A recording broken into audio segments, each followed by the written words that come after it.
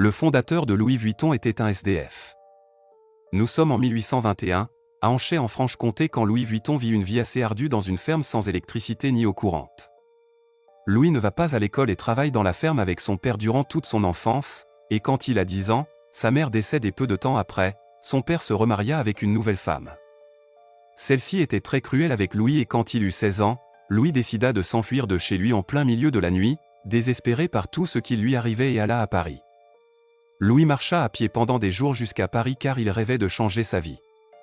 Durant son voyage, il allait mendier de la nourriture chez les habitants qu'il croisait et dormait dans la rue sans savoir où aller.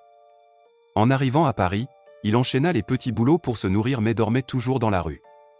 Quelques années après, il eut la chance d'être embauché comme maletier chez un homme nommé Monsieur Maréchal. Auprès de ce monsieur, Louis va apprendre à fabriquer des malles et peu à peu, sa réputation va grandir et devenir quelque temps après, le meilleur fabricant de malles de Monsieur Maréchal. En 1854, à l'âge de 33 ans, il décide de fonder sa propre marque nommée Louis Vuitton. Il changea complètement la manière de fabriquer des malles en passant notamment du cuir à la toile, car cette matière était bien plus résistante à l'eau. Louis lança également sa propre gamme de sacs à main qui était un accessoire encore peu développé, mais Louis voyait en cet accessoire le potentiel que pouvait avoir ce produit.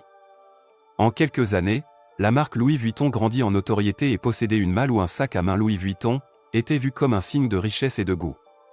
Cependant, en 1870 à cause de la guerre entre la France et la Prusse, il fut obligé de fuir Paris, et en revenant un an plus tard, son atelier avait été détruit.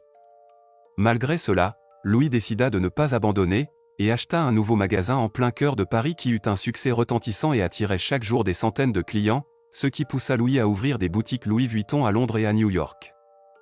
En 1892, Louis meurt et c'est son fils, Georges Vuitton qui prendra le relais de la marque. Pour rendre hommage à son père, Georges inventa le fameux monogramme célèbre de la marque.